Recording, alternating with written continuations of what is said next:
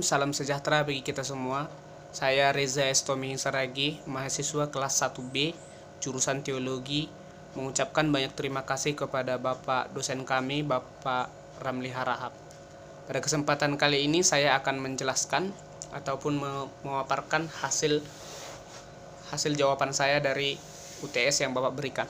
Dalam soal nomor 1, Willie Maxson menjelaskan kronologi kehidupan Paulus sebagai pintu masuk memahami surat-surat Paulus. Coba saudara jelaskan kronologi kehidupan Paulus yang dimaksud.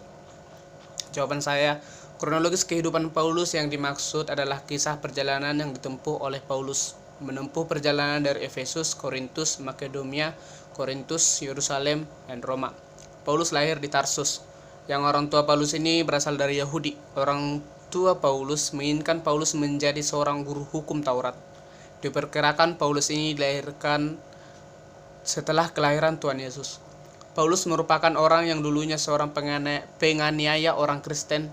Dia membunuh orang Kristen atau orang yang mengikut atau mempercayai Tuhan Yesus Kristus, yang kemudian dia bertobat setelah bertemu dengan Yesus. Ketika berjalan ke Damsyik, dia menjadi sebuah tokoh yang sangat berperan dalam menebarkan Injil ke bangsa-bangsa. Dan nomor 2, dengan mempelajari pembimbing PB, khususnya surat-surat Paulus, maka kita bisa memahaminya dengan baik. Pembagian semua kitab yang ada dalam PB ini. Coba saudara jelaskan pembagian isi kitab Perjanjian Baru. Yang saya ketahui pembagian di dalam Perjanjian Baru ini misalnya saja ada pembagian surat-surat Paulus, yaitu surat asli Paulus dan surat pseudo Paulus. Yang dimaksud dengan surat yang asli adalah surat yang memang original memakai pemikiran Paulus dan Paulus sebagai penulisnya. Contoh, surat Roma, Korintus, Galatia, dan Tesalonika.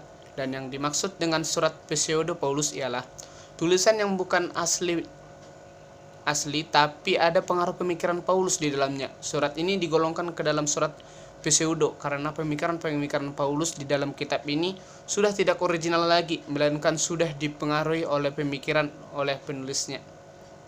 Adapun contohnya seperti Kolose, Efesus, 1 dan 2 Timotius, Filemon, Titus, dan Ibrani. Dalam nomor 3, surat-surat Paulus menurut Willie Maxson terdiri dari surat Paulus yang pertama dan kedua kepada jemaat di Tesalonika, Galatia, Filipi, Filemon, 1 dan 2 Korintus, dan Roma. Coba saudara jelaskan pemahaman saudara atas kitab Filipi.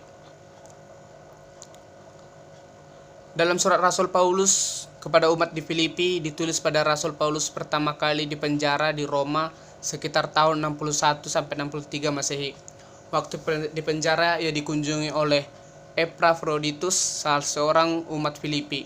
Dan saat mengunjungi Rasul Paulus, Epaphroditus sakit dan hampir mati. Namun akhirnya ia sembuh dan Rasul Paulus mengirimnya kembali dengan surat dan ucapan terima kasih atas kebaikan umat Filipi. Surat kepada gereja di Filipi tema utamanya adalah sukacita Kristiani. Nomor 4, surat-surat Paulus ternyata mengalami perkembangan. Ada yang disebut dengan surat pseudo Paulus. Coba saudara jelaskan apa yang dimaksud surat pseudo Paulus dan apa alasannya sehingga surat-surat itu digolongkan pseudo Paulus.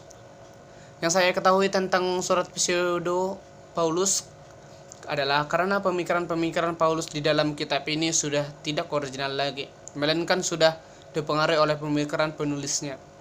Contohnya Kolose, Efesus, 1 dan 2 Timotius, Filemon, Titus, dan Ibrani. Namun surat ini tetap dipengaruhi oleh pemikiran Paulus walaupun tidak sepenuhnya. Dalam nomor 5, surat-surat gerejawi menurut Willie Maxson terdiri dari kitab Yakobus, 1 dan 2 Petrus, dan Yudas. Coba saudara jelaskan pemahamanmu tentang kitab Yakobus. Kitab Yakobus, dalam surat Yakobus ini saya bisa sampaikan adalah kitab Yakobus terbagi atas 5 pasal. Yakobus ingin memberi nasihat penghiburan kepada orang Kristen yang mengalami pencobaan, kesusahan dan penganiayaan orang Kristen. Dan juga Yakobus mengajarkan cara yang terbaik untuk memahami pencobaan. Amanat dalam kitab ini adalah bahwa iman Kristen sesungguhnya wajib dinyatakan dalam perbuatan baik. Terima kasih.